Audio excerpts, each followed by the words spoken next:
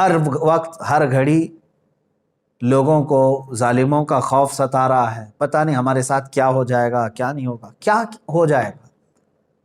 اب میں آپ کو بتاتا ہوں کہ یہ سارے حالات کیوں آئے۔ ایک حدیث پاک حضرت ثوبان رضی اللہ تعالیٰ عنہ سے مروی ہے، رسول کریم صلی اللہ تعالیٰ علیہ وسلم ارشاد فرماتے ہیں یوشک الامم ان تداعى علیکم کما تداعى الاکلۃ الی قصعتها، ان قریب میری امت پر ساری قومیں جھپٹ پڑیں گی جیسے کہ بھوکا برتن پہ جھپٹتا ہے۔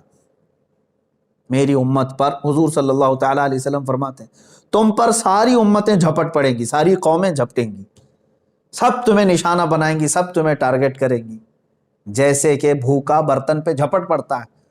فقال قائل من قلۃ نحن یومئذ، کسی ایک سوال کرنے والے نے اس وقت صحابی نے حضور صلی اللہ تعالیٰ علیہ وسلم سے پوچھا یا رسول اللہ صلی اللہ تعالیٰ علیہ وسلم، تو کیا ہماری تعداد کم ہوگی اس زمانے میں جو یہ ساری جماعتیں ہم پر جھپٹ پڑیں گی؟ اب جواب سنیں، رسول کریم صلی اللہ تعالیٰ علیہ وسلم ارشاد فرماتے ہیں وَلَكِنَّكُمْ كَثِيرُونَ غُثَاءً كَغُثَاءِ السَّيْلِ، رسول پاک صلی اللہ تعالیٰ علیہ وسلم فرماتے ہیں نا، تمہاری تعداد تو بہت زیادہ ہوگی لیکن تمہاری حیثیت سمندر کے جھاگ کی طرح، سمندر کے جھاگ کی طرح کہ ہوا آئے تو یہ جھاگ اڑ جائے، جھاگ سمجھتے ہوں گے، جھاگ کی طرح تمہاری حیثیت ہوگی، کثیر تعداد میں ہو کر کے بھی کوئی معنی نہیں رکھتی۔ آج وہی پوزیشن ہے ہماری۔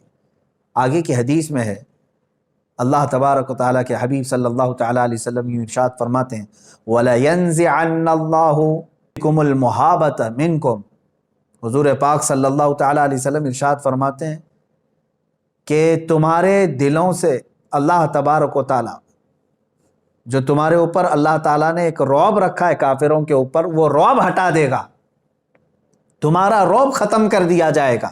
وَلَيَقْذِفَنَّ اللَّهُ فِي قُلُوبِكُمُ الْوَهْنَ، اور تمہارے دلوں پر اللہ تعالیٰ خوف طاری کر دے گا، ڈر بٹھا دے گا، وہن آ جائے گا تمہارے اندر۔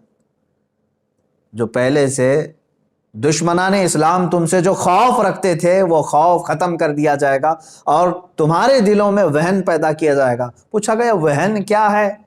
اب یہی آتی ہے، اللہ کے حبیب صلی اللہ علیہ وسلم فرماتے ہیں حب الدنیا و کراہیت الموت، دنیا سے بے پناہ لگاؤ رکھتا ہے اور مرنے سے خوف کھاتا ہے، مرنے سے ڈرتا ہے۔ یہ دو چیزیں تو مسلمان کی ہے ہی نہیں میرے عزیزو، دنیا میں مگن ہو جانا اور موت سے غفلت۔ ہمارے لیے موت تو رسول پاک صلی اللہ تعالیٰ علیہ وسلم کے دیدار کا ایک ذریعہ ہے، رب ذوالجلال سے ملاقات کا ذریعہ ہے۔ مسلمان کے لیے موت خوف کا سامان نہیں ہے۔ یہ دو چیزیں جب کسی کے دل میں آ جاتی ہیں، حب الدنیا، دنیا کی محبت، اور پھر موت سے بھاگنا، تو سمجھ لو تمہارے دلوں میں اللہ تعالیٰ دشمنان اسلام کا خوف بٹھاتا ہے۔ آج یہ جو خوف کا ماحول طاری ہے وہ دو وجوہات ہیں، اس کی دو وجوہات ہیں، یہی ہے حب الدنیا و کراہیت الموت۔ باہر نکلو ان تمام چیزوں سے، باہر نکل آؤ۔ مسلمان کے لیے تو علامہ اقبال نے کہا تھا کہ وہ صحابہ جو نہتے ہوتے تھے رسول پاک صلی اللہ تعالیٰ علیہ وسلم کے ساتھ چل پڑتے تھے، ان کے سینوں میں ذرا خوف کہیں خوف ہے؟ ارے لکڑیاں لے کر کے بدر میں آ گئے، خوف نام کی کوئی چیز نہیں، سامنے ایک بڑا لشکر جرار ہے، خوف بالکل نہیں تھا۔ وجہ کیا ہے؟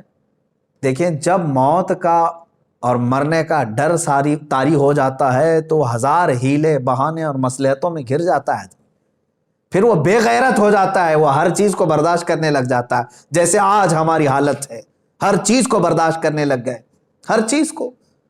کیا نہیں برداشت کر رہے آج آپ لوگ، کیا نہیں برداشت کر رہے؟ اب انتظار کرو اور اس سے بھی خطرناک چیزیں تمہیں دیکھنے کی ہیں۔ تمہارے گھر لوٹے جا رہے ہیں، تمہاری مسجدیں پامال ہو رہی ہیں، خانقاہوں کو اجاڑا جا رہا ہے، درگاہوں کو جلایا جا رہا ہے، کیا یہ سب چیزیں دیکھ کر برداشت نہیں کر رہے؟ ہر چیز کو برداشت کرنے کی طاقت آ جاتی ہے جب آدمی بے غیرت ہو جاتا ہے، بے غیرت ہو جاتا ہے۔ یہی پوزیشن آج ہماری ہے، سب کو دنیا کی مصلحتیں ستا رہی ہیں، بولوں گا تو پتہ نہیں کیا ہو جائے گا، مجھے پکڑ لیا جائے گا، مار دیا جائے گا۔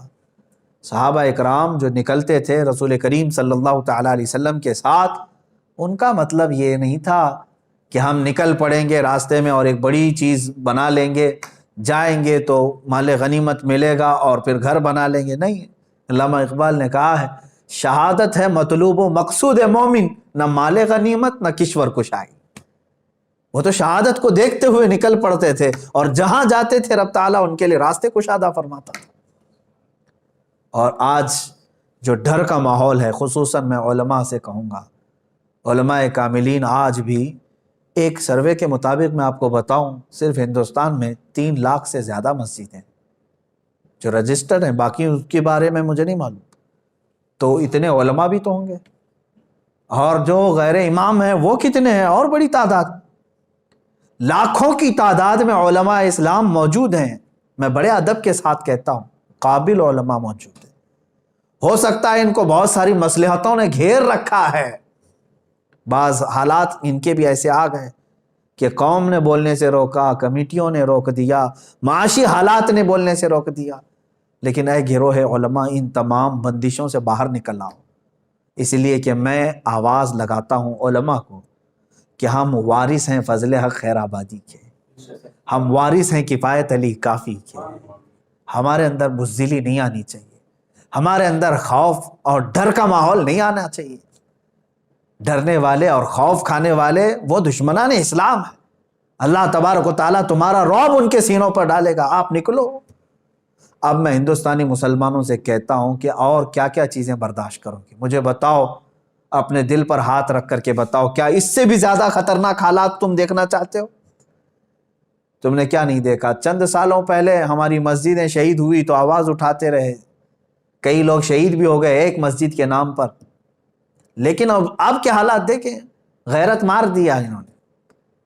دنیا کی لالچ دے دے کر کے یا سیاست میں ان کو بانٹ بانٹ کر کے ایسی غیرت مار دیا کہ اب تو ہماری مسجدوں کے سینے پر کھڑے ہو کر کے اگر کوئی دوسرا اپنے مندر بنا لے تو کسی کو کچھ فرق نہیں پڑتا. آج میرے عزیزو، یہ حالات بھی آج کے نہیں ہیں ہندوستان میں. نا انصافی پہ نا انصافی ہے. ایک کسی عام سے مزدور کو پکڑ کر کے 10-12 کتے موب لنچنگ کرتے ہیں. یہ بھی تو ہم حالات دیکھ رہے ہیں. چھوٹی سی چھوٹی چیزوں پر یہ پکڑ کر کے مارتے ہیں.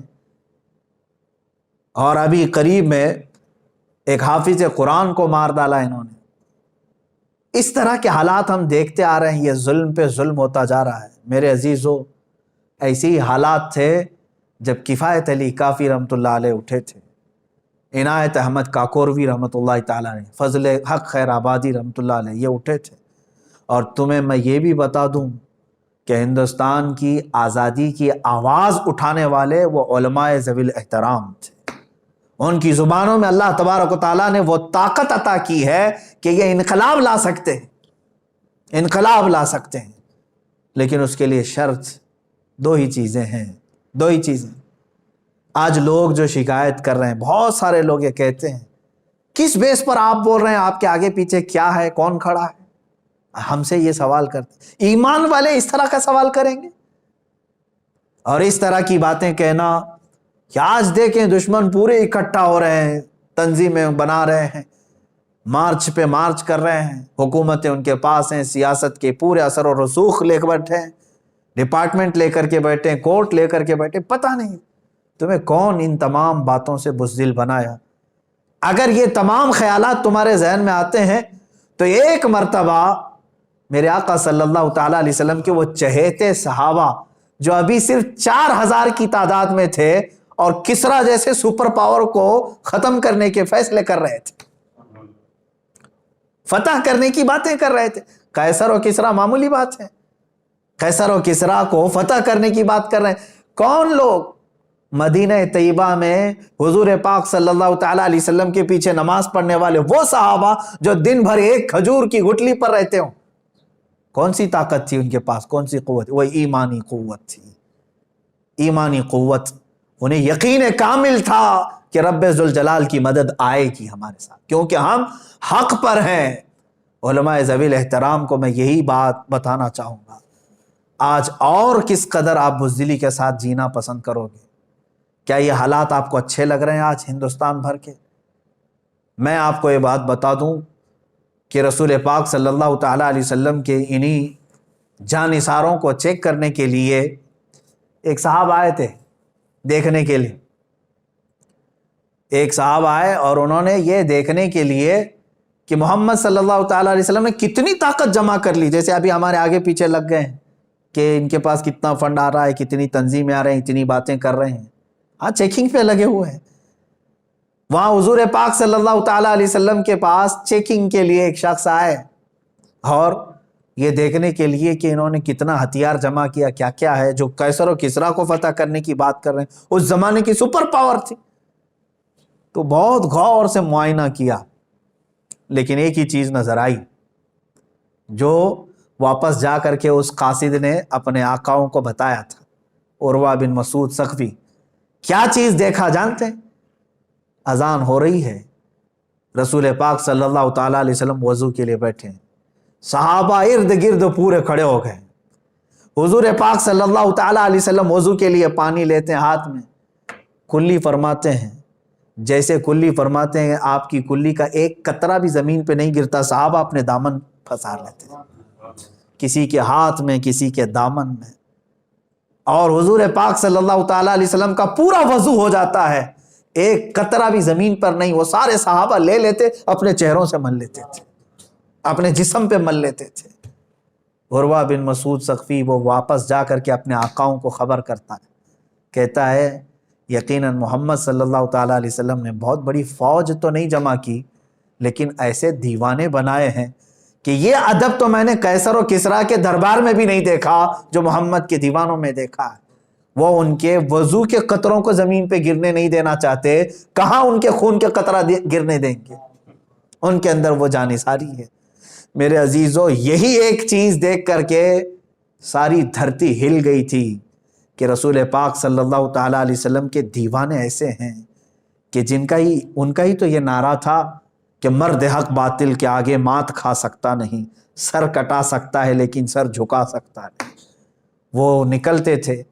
عزیزان گرامی وقار, ان کے پاس جو طاقت و قوت تھی وہ چیز میں آپ کو بتانا چاہتا ہوں. نوجوانوں کو بھی آج جو پورے ہندوستان کے مسلمان جو بے قرار ہیں حالات کو دیکھ کر کے, ایک ہی علاج ہے تمہارے پاس, ایک ہی علاج ہے, پلٹ آؤ. بہت سارے حالات کو صحیح کرنے کے لیے لوگ اب جلسے کرا رہے ہیں. ہمارے ہاں نشے کے حالات, نشے میں بہت سارے لوگ ایڈکٹ ہیں, جوئے میں ہیں, شراب میں ہیں, 2 نمبر کے کاموں میں, فلاں ہیں, بہت سارے معاملات. کن کن معاملات کو صحیح کرتے ہوئے ہم اپنی زندگی گزاریں, سمجھ میں نہیں آتا. ایک ہی علاج ہے جو میں نے بہت مطالعے کے بعد نکالا, وہ یہی ہے جس کو اقبال نے کہا ہے کہ محمد سے وفا تو نے تو ہم تیرے, یہ جہاں چیز ہے کیا لوح و قلم تیرے. بالکل حق فرمایا انہوں نے کہ تو ایک بار رسول پاک صلی اللہ تعالیٰ علیہ وسلم کے ساتھ وفا کرنا سیکھ لے, رب تبارک و تعالیٰ یوں ہی صدقے میں ساری چیزیں تجھے عطا کرے گا.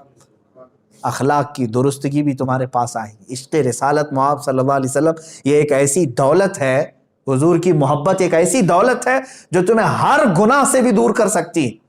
جھوٹ بولتے ہیں جو گناہ نہیں چھوڑتے اور پھر حضور کی محبت کی بات کرتے ہیں, جھوٹ بولتے ہیں.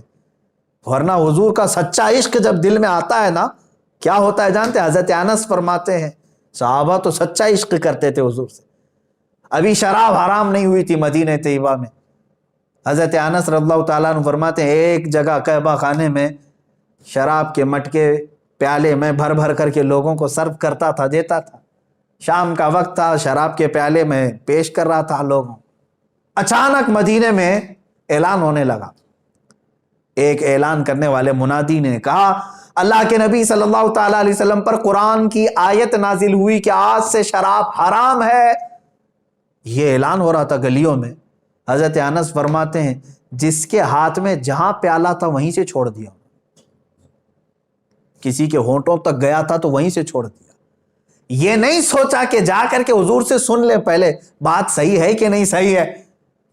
یہ اس کو کہتے ہیں عشق رسالت. محمد صلی اللہ علیہ وسلم جب دل میں آتا ہے تو پھر آدمی حضور کی بات کا خیال کرتا ہے, نہ کہ اپنی پرانی لت کا خیال کرتا ہے. اپنی پرانی لتیں چھوٹ جاتی ہیں اگر سچی محبت آئے. ایک ہی علاج ہے میرے عزیزوں گناہوں کو چھوڑنے کا بھی, کہ محمد سے وفا تو. نمازوں کی پابندی نہیں ہوتی ہے نا, حضور سے محبت کر کے دیکھو, تمہیں بستر کانٹے لگنے لگ جائیں گے, اٹھ جاؤ گے. یا رسول اللہ صلی اللہ علیہ وسلم، میں آپ کا چاہنے والا اور آپ سے محبت کرنے والا، آپ نے فرمایا نماز میں میری آنکھوں کی ٹھنڈک ہے، میں سو کر کے پسار کر کے آپ کو تکلیف تو نہیں دے سکتا، میرے محبوب ہیں آپ، ہر چیز کے تم پابند ہو جاؤ گے، ایک چیز تمہارے اندر آ جائے، حضور سے وفا کرنا سیکھو، رسول پاک صلی اللہ تعالیٰ علیہ وسلم کی وفاداری۔ عزیزان گرامی وقار، آج میں جو بات عرض کر رہا تھا وہ علماء ذوی الاحترام کے لیے حالات کی سنگینی کے اعتبار سے۔ آپ کیا سوچتے ہیں کہ ہمارے پاس کچھ نہیں ہے، سیاسی لوگ نہیں ہے، طاقت نہیں ہے، سب کچھ ان کے پاس ہے، ساری چیزیں ان کے پاس رہنے دو، سب ان کے پاس رہنے دو؟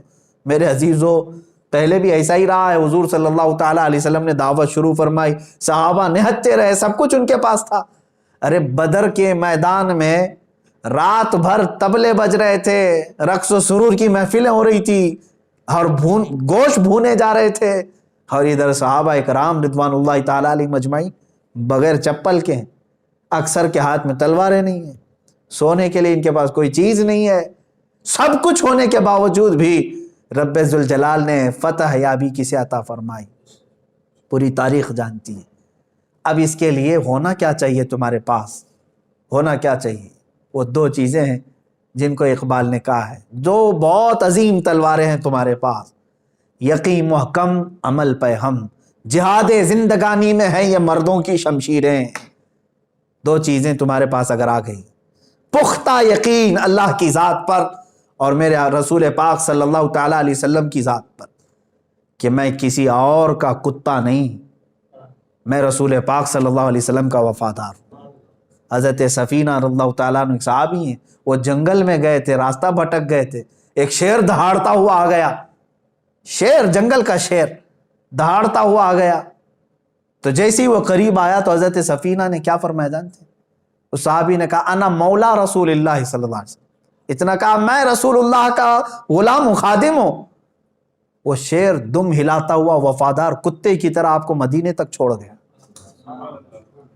میرے عزیزو، یہ اگر تمہارے اندر یقین محکم آ جائے، یقین محکم پختہ یقین آ جائے، تو پھر مجھے وہ اقبال کا شعر یاد آتا ہے، نکل کر کے صحرا سے جس نے الٹ دیا تھا تخت روما کو، نکل کر کے صحرا سے جس نے الٹ دیا تھا تخت روما کو، سنا ہے قدسیوں سے میں نے کہ وہ شیر پھر ہوشیار ہوگا، وہ شیر پھر ہوشیار ہوگا، لیکن اس شیر کو ہوشیار ہونے کے لیے یقین پختہ ہونے کی ضرورت ہے۔ یقین پختہ کرو۔ علماء ذوی الاحترام سے میں بارہا گزارش کرتا ہوں کہ آپ اپنے منصب کا استعمال کرو، آپ نائب رسول ہیں، رسول پاک صلی اللہ تعالیٰ علیہ وسلم کی نیابت کا تاج آپ کے سروں پر رکھا گیا ہے، آج امت آپ کی نگہبانی کی طرف دیکھ رہی ہے۔ اگر ہزار مصلحتوں کے بہانے کرو گے تو یاد رکھنا ایک بڑی بات ہے جو بار بار ہمیں ہلاتی ہے، وہ یہ ہے کہ حضور صلی اللہ تعالیٰ علیہ وسلم کی عزت پر حملے ہو رہے ہوں، جیسے آج ہندوستان کے حالات ہیں۔ ایک غلیظ پاکھنڈی جو دنیا کا سب سے غلیظ انسان اور سب سے بڑا آتنکوادی جو میرے دیش میں رہ رہا ہے، زہر اگل رہا ہے، زہر پہ زہر اگل رہا ہے، اور رسول پاک صلی اللہ تعالیٰ علیہ وسلم کی عزت پر حملے کر رہا ہے، اس غلیظ انسان کی گالیاں سننے کے بعد میرے عزیزوں کھانا پھیکا ہو جانا چاہیے، راتوں کی نیند اڑ جانی چاہیے، علماء کی بھی، تمام مشائخ کی بھی، تمام مسلمانوں کی بھی۔ کیا تمہیں معلوم نہیں ہے کہ رسول پاک سے کمال محبت کا نام ہی ایمان ہے؟ اور ایسے حالات میں ہم اس کو سن کر کے خاموش رہ جائیں تو پھر ہمارے ایمان پر بھی سوال آتا ہے۔ میں جو بات عرض کر رہا تھا وہ یہ ہے کہ حضور کی عزت پر حملہ ہو رہا ہو اور پھر کوئی حضور صلی اللہ تعالیٰ علیہ وسلم کی عزت کی حفاظت کی بات کر رہا ہے، نہیں میں باہر نکلوں گا حضور کے لیے، حضور کی عزت کے لیے میں باہر نکلوں گا، اور پھر سوچتا ہے میری سیکورٹی کیا ہے، میری سیفٹی کیا ہے، تو فرمایا وہ جھوٹا آدمی ہے، جھوٹا آدمی۔ رسول پاک صلی اللہ تعالیٰ علیہ وسلم کی عزت پر جب بات آئے تو صحابہ جیسا وہ عشق آنا چاہیے کہ انہوں نے کبھی نہ اپنا گھر دیکھا، نہ کوئی اپنے حالات دیکھے، بلکہ میرے آقا کے پیچھے چل پڑے۔ جنگ خندق کا موقع ہے میرے عزیزوں، حضور پاک صلی اللہ تعالیٰ علیہ وسلم مہینہ بھر جنگ خندق کے موقع پہ مصروف رہے، بڑی سخت ان کے لیے آزمائش کا یہ موقع تھا، جس کو سورۃ الاحزاب قرآن پاک میں بھی آئی، جنگ احزاب بھی کہتے ہیں۔ یہاں سے پلٹ رہے تھے جنگ خندق سے، درمیان میں صحابہ اکرام زخمی ہیں، ہاتھوں میں خون رس رہا ہے، کئی جگہ تیروں کے نشان ہیں، بیچ راستے میں جبرائیل امین علیہ السلام تشریف لائے۔ عرض کیا یا رسول اللہ صلی اللہ علیہ وسلم، رب تعالیٰ کا حکم ہے کہ یہیں سے آپ بنو نذیر کا معرکہ سر کرنے کے لیے نکل پڑے۔ ابھی مدینہ نہیں پہنچے، خندق سے مدینہ صرف 5 کلومیٹر کا فاصلہ ہے، آدھا راستہ طے کیے، جبرائیل امین آئے۔ کتنا ٹائم لگتا مدینے جانے کے لیے؟ حضور پاک صلی اللہ تعالیٰ علیہ وسلم نے صحابہ کو مخاطب کر کے کہا، اے میرے صحابہ، جبرائیل امین آئے ہیں اور کہہ رہے ہیں کہ یہیں سے بنو نذیر کا بھی معرکہ سر کرنا ہے۔ جو غدار ہو گئے رسول پاک صلی اللہ علیہ وسلم کو، جنہوں نے دھوکہ دیا بنو نذیر، ان کا بھی قلعہ کما کرنا تھا۔ صحابہ کو جو تھکے ہوئے ہیں، زخمی ہیں، صحابہ نے، پورے صحابہ میں سے ایک نے بھی یہ نہیں کہا یا رسول اللہ صلی اللہ علیہ وسلم، گھر بار میں دیکھ کے آ جاتا ہوں، مرہم پٹی کر کے آتا ہوں، کپڑے بدل کے آ جاتا ہوں، نہا دھو کے آ جاتا ہوں، دوا لے کر کے آ جاتا ہوں، بلکہ انہیں زخمی حالت میں چور چور ہیں زخموں سے، اس وقت بھی وہ کہتے ہیں یا رسول اللہ دیر کس بات کی، چلے ہم آپ کے پیچھے، چلے ہم آپ کے ساتھ ہیں، لبیک یا رسول اللہ۔ یہ صحابہ کا جذبہ تھا، جس کے بعد اللہ تبارک و تعالیٰ ان کے لیے مدد پہ مدد اتارتا تھا۔ یہاں بیٹھ کر کے تسبیح گھما کر کے لوگ کہتے ہیں اللہ کی مدد کیوں نہیں آ رہی ہے، اللہ کی مدد کیوں نہیں آ رہی ہے۔ اگر تسبیح گھمانے سے ہی مدد آنی تھی تو رسول پاک صلی اللہ علیہ وسلم مدینے سے 160 کلومیٹر نہیں چل کر کے جاتے، حضور خود مدینے میں بیٹھ کر کے دعا کرتے تو سب سر ہو جاتا۔ اللہ رب العزت کا دستور یہ ہے کہ تم اپنے ہاتھ پیر چلاؤ، تم باہر نکلو، میدان میں آؤ، اپنے عمل کو پیش کرو، پھر اللہ تمہاری مدد فرمائے گا۔ اب میں یہاں پر ڈر اور خوف کے ماحول کو ختم کرنے کے لیے چند باتیں عرض کروں گا۔ کس سے خوف کھاتے ہو؟ ظالموں سے، موجودہ حکومتوں سے، کہ یہ پریشر کریں گے۔ میرے عزیزو، یہ اس سے بڑھ کر کے تمہارے لیے سعادت کی بات کیا ہے؟ اے گروہ علماء، جماعت علماء، یہ شعر کب کام آئے گا جو بار بار آپ اپنی تقریروں میں کہتے ہو، کروں تیرے نام پہ جاں فدا، نہ بس ایک جاں دو جہاں فدا؟ یہ عمل میں کب آئے گا؟ خالی تقریر میں آئے گا؟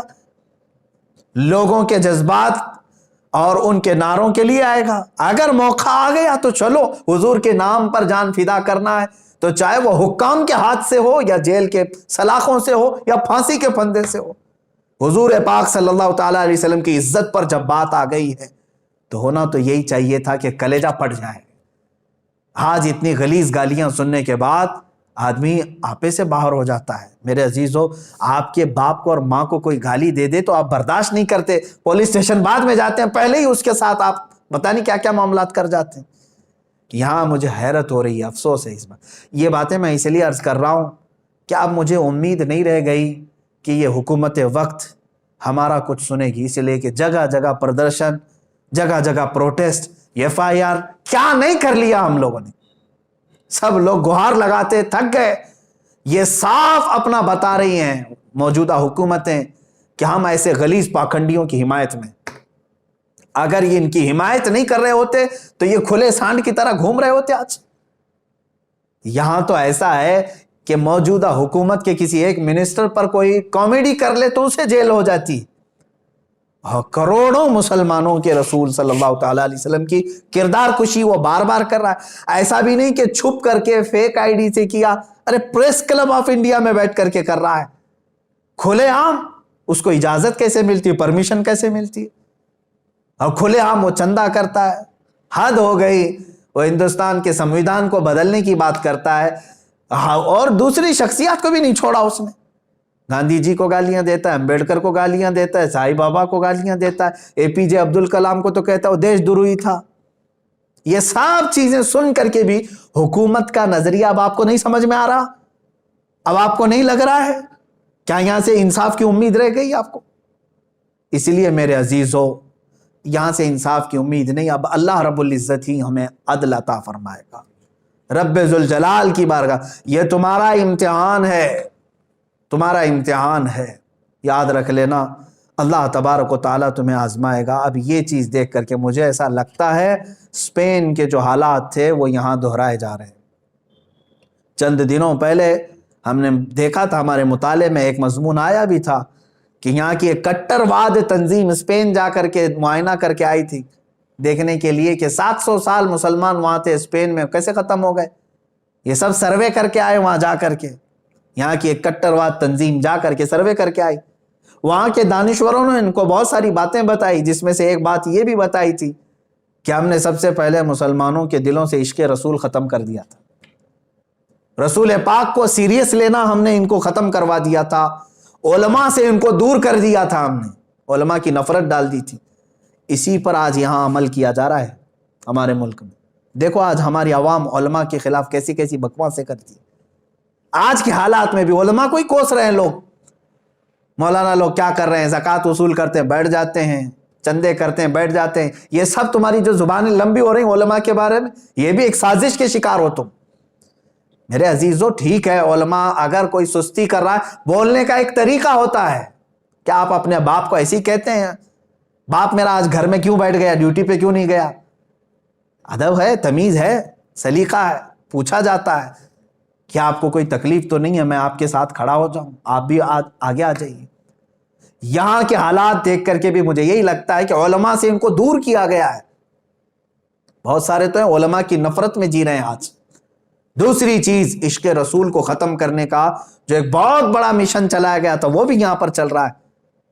اسی سے اندازہ لگاؤ میرے عزیزو، آج غلیظ گالیاں میرے رسول پاک کو دی گئی ہیں، پورے ہندوستان بھر میں تقریباً 300 کے قریب MLA ہیں، ان میں سے کتنے لوگ اپنے پاور کا استعمال کر کے اس کی زبان روکنے کا مطالبہ کیے؟ کون ہے؟ تم نے کون سے نبی کا کلمہ پڑھا ہے، کس رسول کا کلمہ پڑھے ہو؟ میں تمام جو عہدے دار ہیں ان سے پوچھتا ہوں ان کے دلوں میں ایمان رہ گیا کہ نہیں رہ گیا؟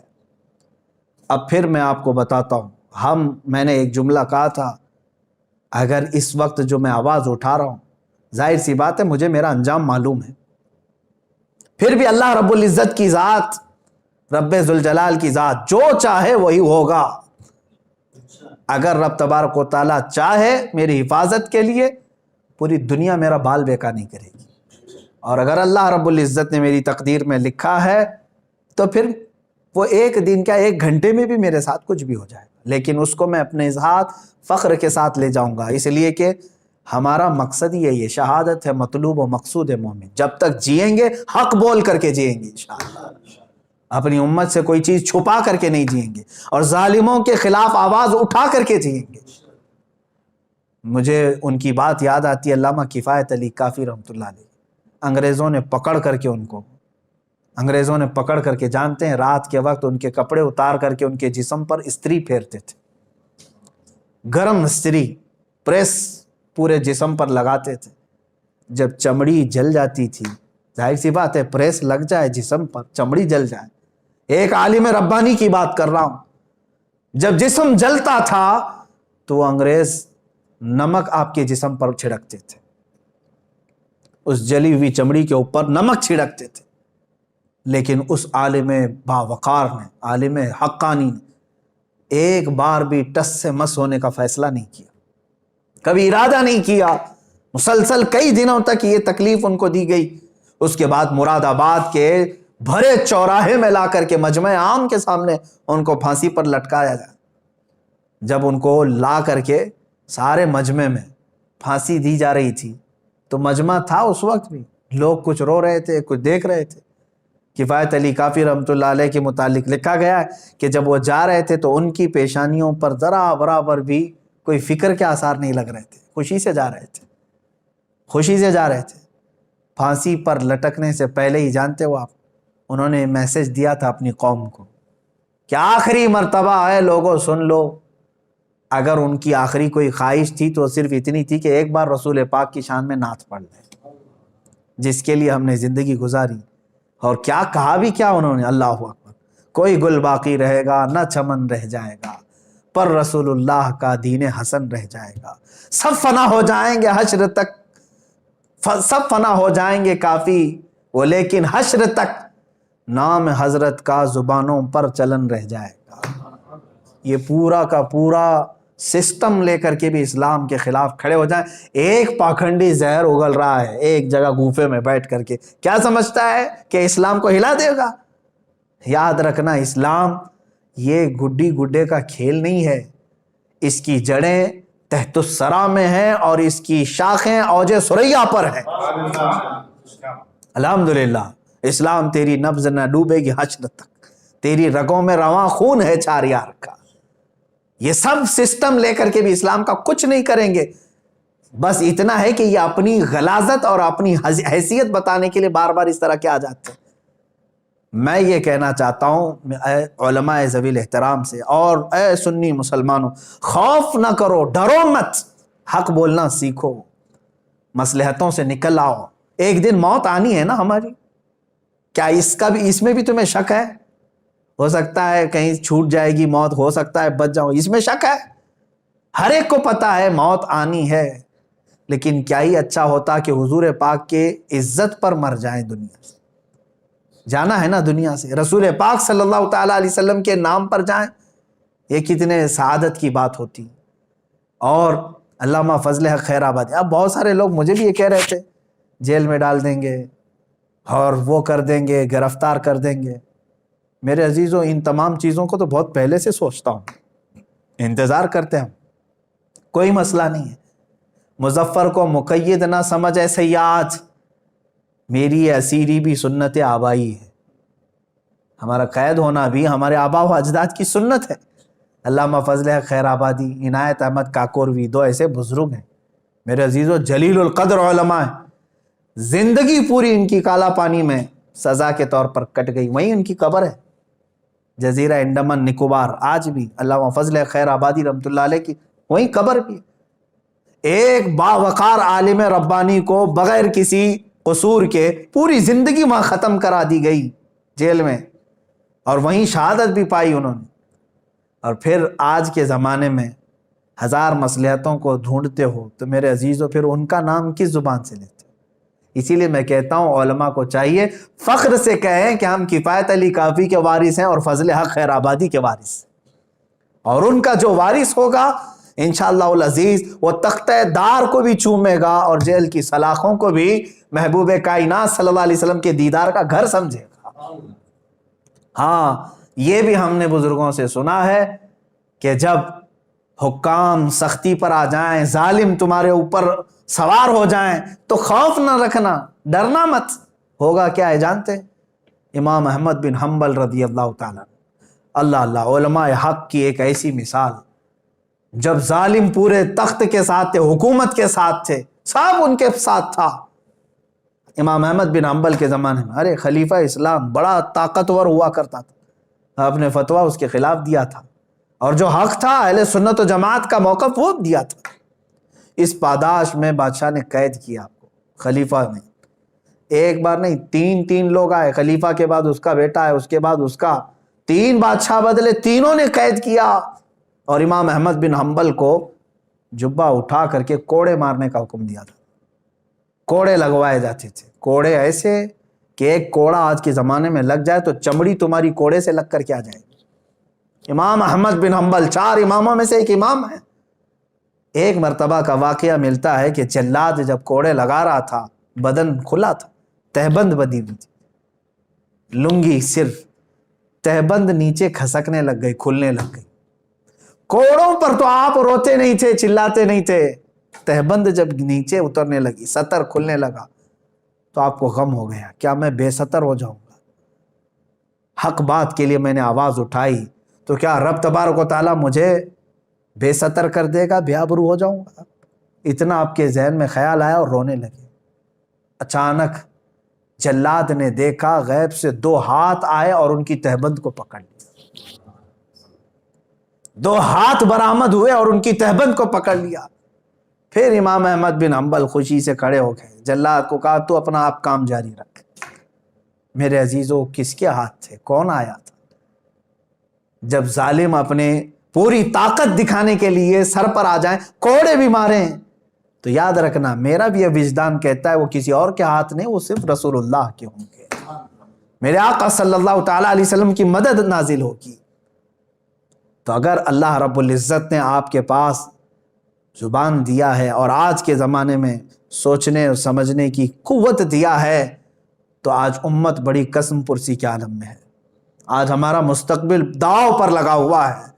ایک بات بتا کر کے میں رخصت ہونا چاہتا ہوں، یاد رکھنا، امام غزالی رحمۃ اللہ تعالیٰ علیہ کی وہ بات مجھے یاد آتی ہے، آپ نے فرمایا امت کے سامنے جب رسول پاک صلی اللہ علیہ وسلم کی توہین ہو رہی ہو اور امت اپنی عیاشیوں میں مصروف ہو، کھا رہی ہو، پی رہے اور سو رہی ہے، تو امت کو چاہیے کہ تھوڑے دن اور انتظار کرے، ان کے ساتھ کیا حشر ہوگا۔ فرماتے ہیں ان کی عورتیں، ان کی بچیاں باہر لائی جائیں گی، بیچی جائیں گی، نیلام کی جائے گی ان کی ماں اور بہنوں کی عزت، اور یہ کچھ نہیں کر سکیں گے، ان کے بچے مار دیے جائیں گے۔ وہ وقت بھی ہمارے ساتھ آئے گا، کیونکہ اب جب رسول پاک کی عزت یہاں پر محفوظ نہیں رکھی گئی تو پھر اب کس کی عزت سلامت رہے گی؟ قرآن کو گنڈوں کی کتاب کہا جا رہا ہے، اسلام کو ڈاکوؤں کا دین کہا جا رہا ہے، میرے آقا صلی اللہ تعالیٰ علیہ وسلم کو اتنے بھدے الفاظ، معاذ اللہ، رب ذوالجلال کی شان میں بھی بکواس، بچا کیا اب تمہارے پاس؟ بچا کیا؟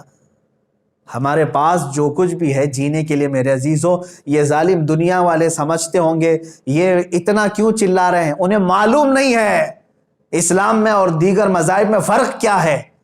کھانے پینے، اٹھنے، اچھلنے کودنے، تیوہار کرنے اور کپڑے پہننے کا نام اسلام نہیں ہے۔ اسلام تو ایک روحانیت ہے جو عظیم رشتے کا نام ہے۔ اگر رسول پاک صلی اللہ تعالیٰ علیہ وسلم سے اس کا رشتہ نہیں ہے تو اسلام ہی نہیں ہے اس کے پاس۔ بمصطفیٰ رسام خیش کے دی ہما اوست، اقبال نے کہا ہے اپنے آپ کو رسول اللہ تک پہنچا دے یہی دین ہے، اگر بہو رسیدی تمام ابو لہبیس، اگر تو رسول پاک تک نہیں پہنچا تو تیرے میں اور ابو لہب میں کوئی فرق تو نہیں ہے۔ وہ تو حضور کے بہت قریب تھا، چاچا تھا، لیکن پہنچا نہیں رسول اللہ تک۔ میرے عزیزو یہ ایک بات یاد رکھ لیں کہ رسول پاک صلی اللہ تعالیٰ علیہ وسلم کی توہین ہو رہی ہو اور امت خاموش رہے تو تمہارے ساتھ اب جو مستقبل میں ہونے والا ہے وہ بہت خطرناک ہے، بہت خطرناک ہے۔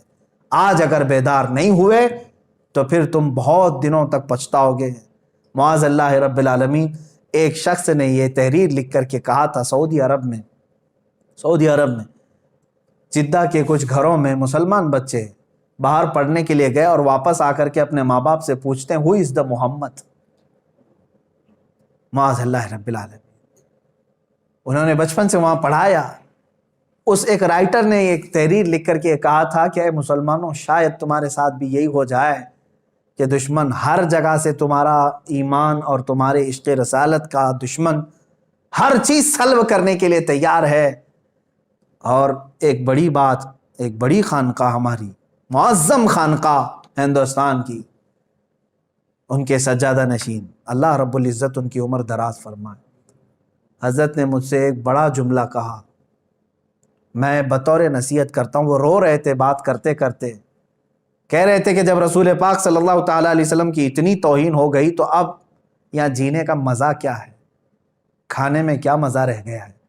وہاں تو حضرت ابو بکر صدیق رضی اللہ تعالیٰ عنہ، ایک شخص آیا قاصد حضور کی داڑھی شریف کی طرف ہاتھ کر کے بات کر رہا تھا تو حضرت ابو بکر کو برداشت نہیں ہوا، آپ نے ہاتھ اس کا جھٹک دیا اور کہا دوبارہ اگر ہاتھ اٹھا تو تیرے جسم کے ساتھ ہاتھ بھی نہیں رہے گا، حضور سے بات کر رہا ہے تو۔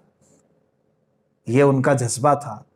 اور صلاح الدین ایوبی کی بات میں نے کہا، برنس نے صرف اتنا کہا تھا ایک مسلمان قافلے کو لوٹ کر کے بلاؤ اپنے محمد کو مدد کے لیے۔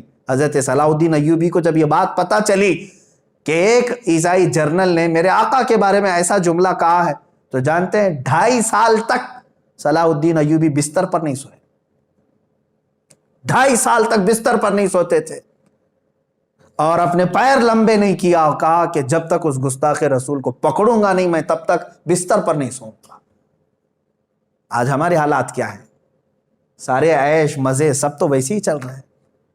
علماء اور خانقاہیں، آپ کیا سمجھتے ہیں خانقاہیں کس کے نام پر چل رہی؟ رسول پاک صلی اللہ علیہ وسلم کے نام پر۔ اگر آج حرکت نہیں آئی ہمارے اندر تو پھر سب کچھ چھین لیا جائے گا، کوئی چیز باقی نہیں رہے گی تمہارے ہاتھ میں، کوئی چیز نہیں۔